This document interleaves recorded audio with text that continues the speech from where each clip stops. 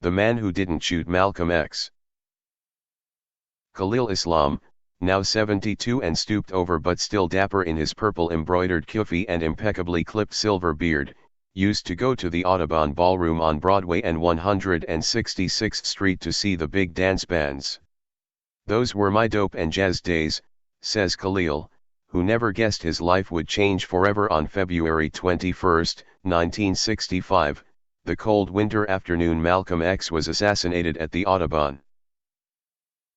Only those who wish to be led to hell, or to their doom, will follow Malcolm, wrote the then Louis X, later known as Louis Farrakhan. Malcolm's house in Queens had been firebombed, Molotov cocktails thrown through the windows as his children slept. Seemingly resigned to his fate, Malcolm, with an unsettling smile, told CBS's Mike Wallace during an interview, "Oh yes, I probably am a dead man already." The start of Malcolm's Audubon speech is etched into the landscape of American political violence, like Governor John Connally's wife telling John Kennedy, "Mr. President, you can't say Dallas doesn't love you," and John Wilkes Booth shouting "Sic Semper Tyrannis" as he jumped from Lincoln's balcony. As Malcolm began speaking, a disturbance broke out in the crowd. "Get your hand out of my pocket," someone screamed. Hold it, don't get excited. Let's cool it, brothers," Malcolm said. 10 days later, Khalil Islam, then known as Thomas 15X Johnson and a ranking lieutenant at Elijah Muhammad's Temple No. 7 on 116th Street and Lenox Avenue, was arrested, charged with the murder of the man Ossie Davis eulogized as our shining black prince. The big problem with this, Khalil has maintained since his arrest, is that he was nowhere near the Audubon Ballroom on February 21, 1965. He was in his apartment, across from the Bronx Zoo, where he and his children could look out the window and see the giraffes crane their necks above the tree line. "I was innocent, yet there I was, behind those walls," says Khalil in his hoarse, quiet voice, adding that he decided to finally tell his story because it took me until now to really understand it, to think it through, and that's important because I always felt knowing what happened would be the key to who I really was. One thing Khalil knows for sure is, back in 1965, if you needed someone to pin the Malcolm X murder rap on, Thomas 15X Johnson sure fit the bill. "I was a reactor," Khalil says. "We all were in the Fruit of Islam, which was nothing but a paramilitary unit. If someone pulled off a Muslim's bow tie, or ripped up the Muhammad Speaks newspaper, we reacted. Tell us to go kick a guy's spleen out, we were on him with all 4 feet.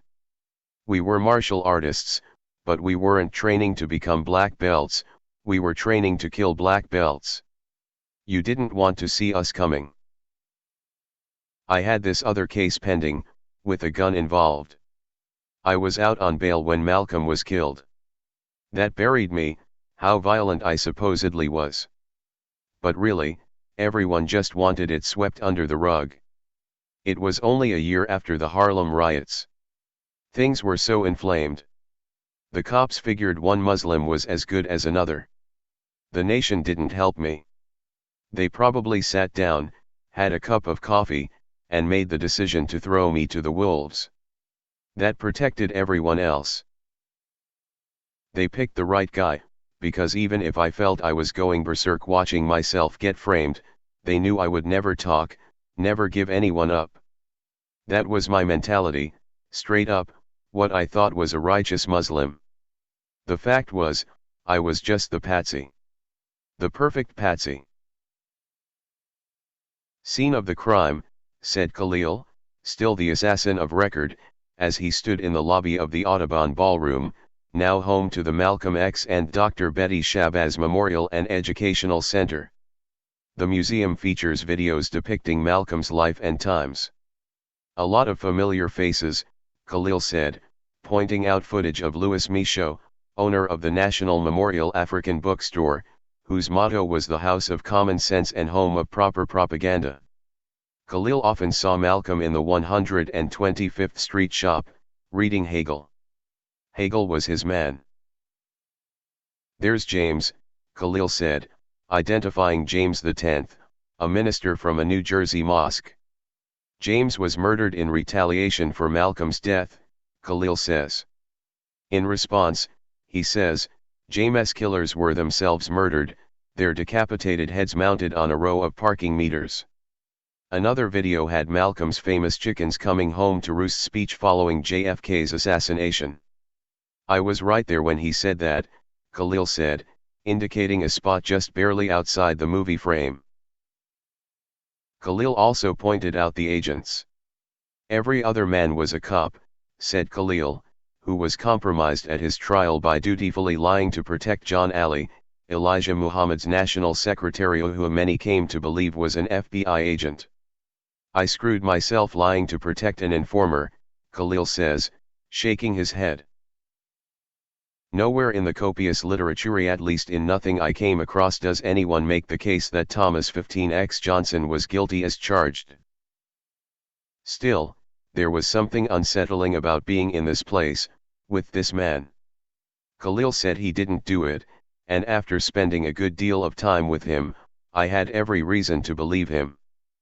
But one of the more interesting things about a very interesting man was the idea that if the circumstances had been different, he could have done it, maybe even would have done it.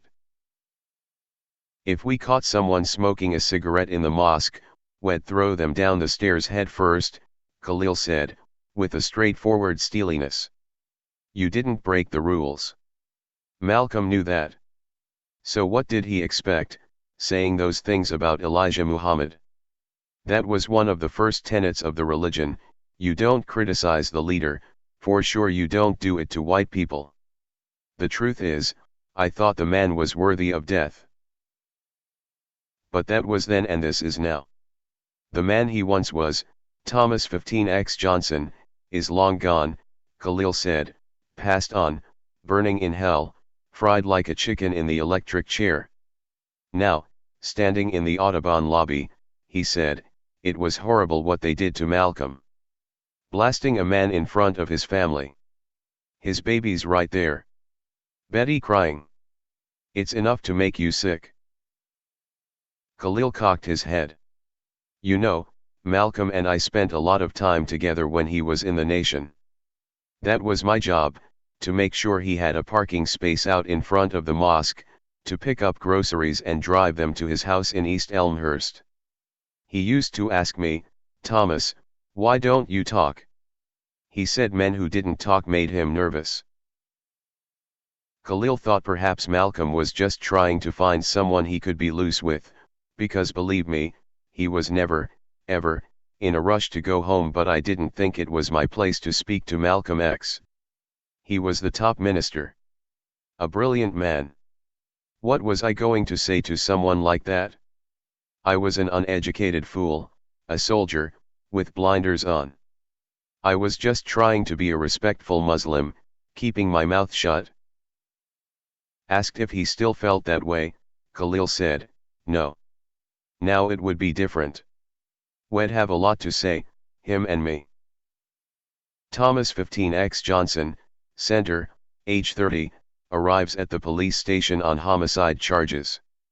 Photo, Bettman/Corbis. Khalil went to PS 62 and Morris High School in the Bronx, but I just got high and fooled around with the girls. His real education began in the fall of 1958, on Hart Island. The locale was fitting, Khalil said. Then as now, Hart Island was home to Potter's Field, where the city's unclaimed bodies are buried. I was a junkie, that's what I did, says Khalil, who reckons he first became addicted to heroin at around 12. It was a life in what Muslims call the dunya, which Khalil defines as the dead world, the devil's playground.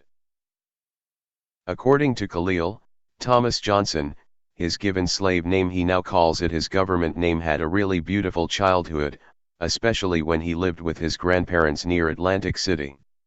It was country, I ran around in the woods. My grandfather played the slide trombone and tuba in the sideshow of the Barnum and Bailey Circus. I got my love of music then. But after moving to New York, he tried dope and knew, right away, I'd be doing it every day. I loved it.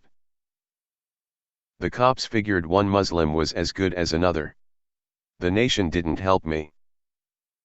Arrested several times for possession, Khalil never had a real bid until the year's sentence on Hart Island. In the upper bunk of his cell was Dave, a Times Square pickpocket, or jostler, so talented he used to run classes, with a blackboard and everything. Dave was in the NOI. He was my first teacher. When he ran down these concepts, it turned me around like a top. Dave helped Khalil science up, instructing him to memorize Master Fard's actual facts, such seemingly miraculous calculations as the sun's being 93 million miles from the Earth and Mount Everest's rising precisely 29,035 feet above sea level. Later on I found out all this was in the World Almanac, but then I was amazed one person knew so much, Khalil recounts.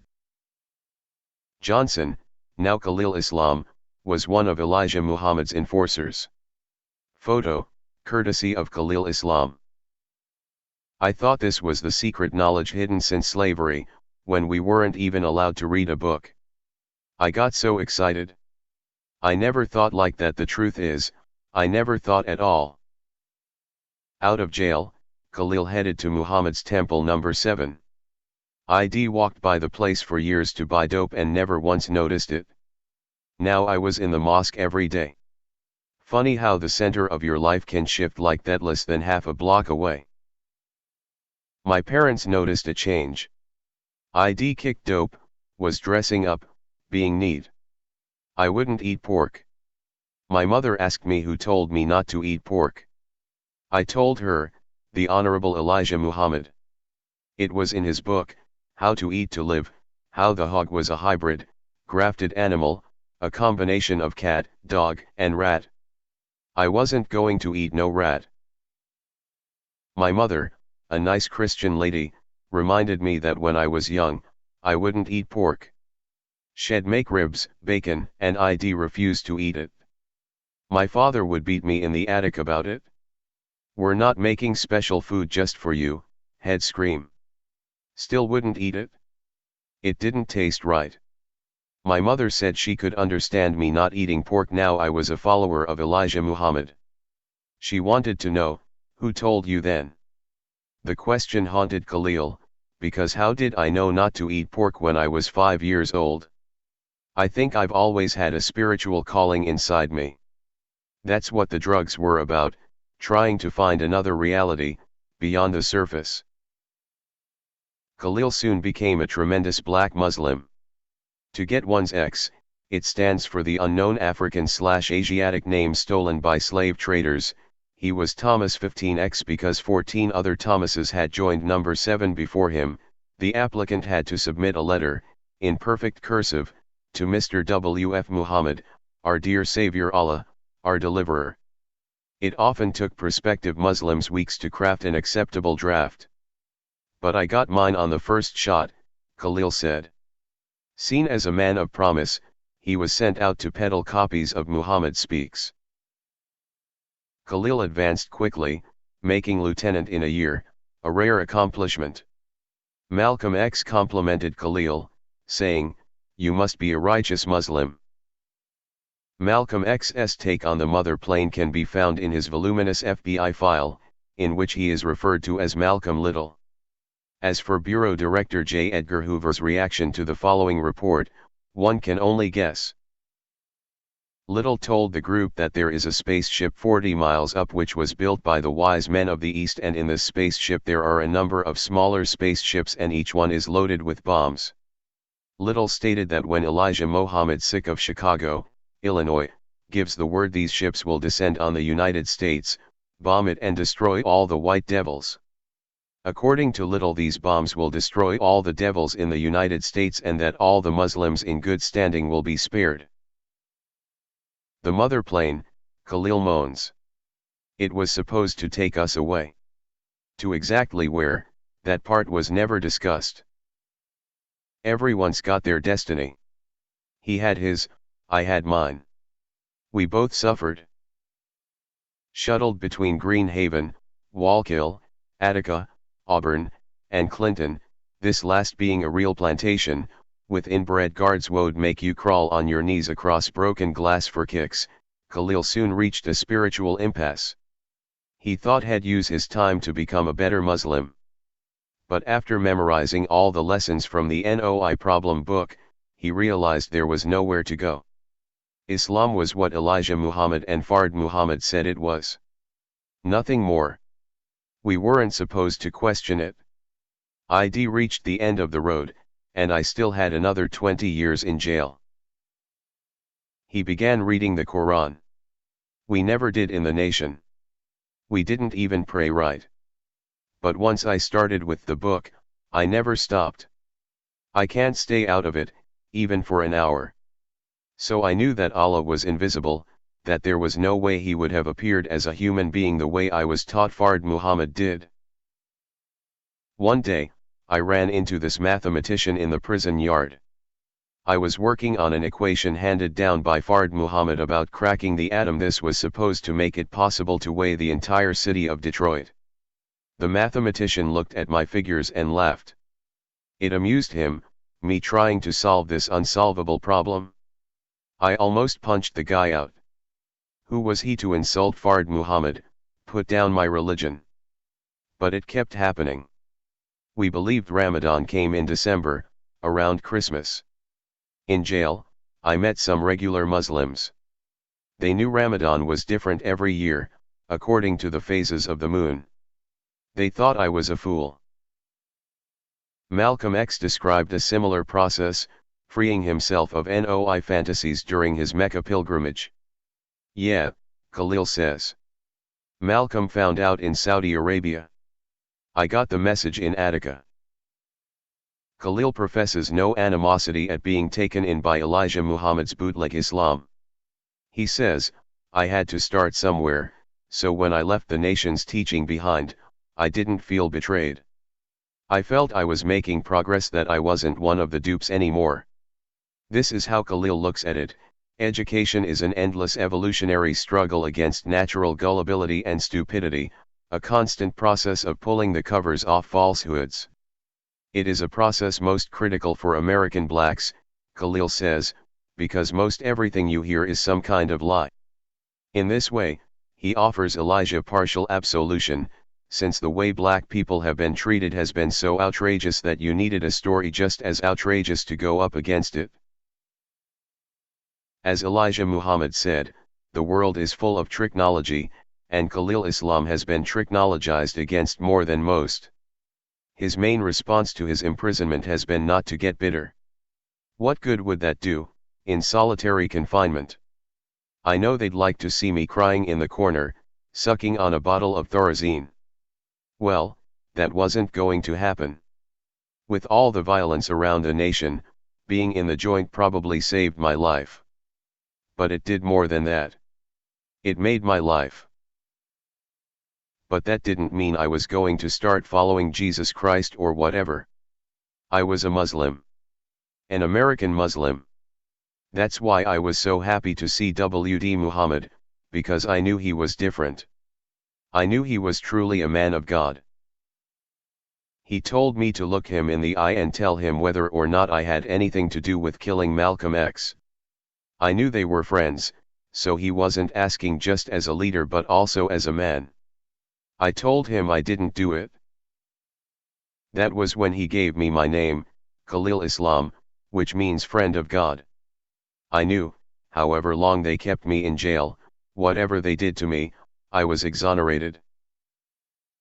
Nothing happened either when, in 1977, Talmadge Hayer, Wode kept quiet while Elijah was alive, signed an affidavit revealing the names of the 4 men who he claimed really helped him assassinate Malcolm. You'd figure that might at least get you a new trial, a hearing, something, Khalil says. But despite the efforts of William Kunstler, it didn't. The 4 men named by Hayer remained at large, while Khalil stayed in jail. Parole petitions went nowhere. At one particularly dismaying hearing, held at Dannemora in January 1985, a Commissioner Burke told Khalil that everyone has come full circle on Malcolm X since 1965, when the New York Times report of his murder described the leader as a bearded extremist. "You changed the course of history," Burke lectured Khalil. "Do you understand? It's no essential difference between Malcolm X and Gandhi. For a segment of the population, Malcolm was an awakened spirit. We don't know where we would be today, 20 years later, if he still had been around. We would talk about Kennedy. We would talk about Sadat. I'm trying to tell you, you got convicted of a heavy crime. Can you believe it, having to listen to this incredible crap?" Khalil says, still aghast at the technological irony of it all. They couldn't wait to bury Malcolm, and now he's this great hero. Everyone was standing around like I was dying. "Ain't you ever seen anyone have a heart attack before?" I screamed. This worries Khalil because, like every Muslim, he longs to go to Mecca, to make his Hajj. "If I don't do that, I'm going to die a miserable man."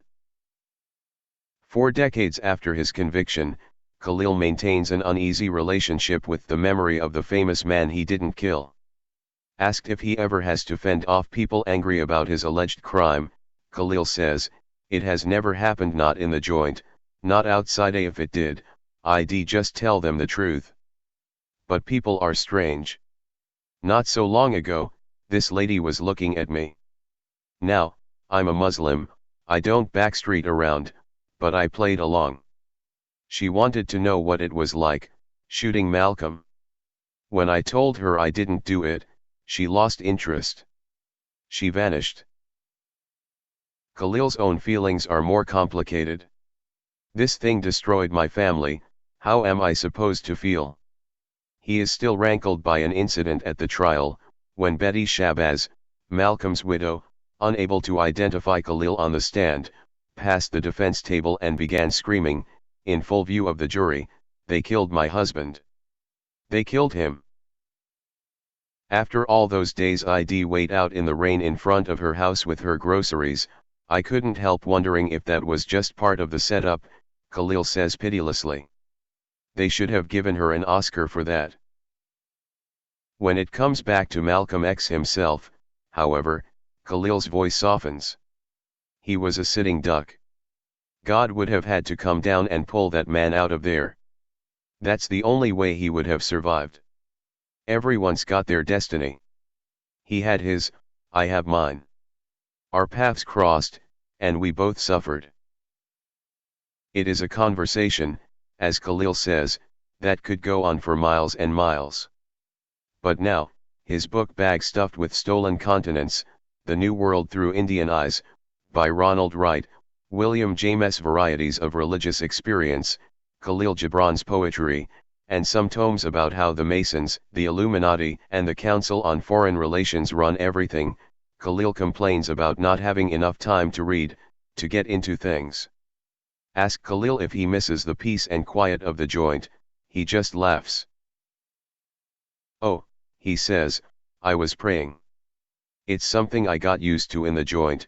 I go off, to where there's nothing except me and the universe." Thank you and be well.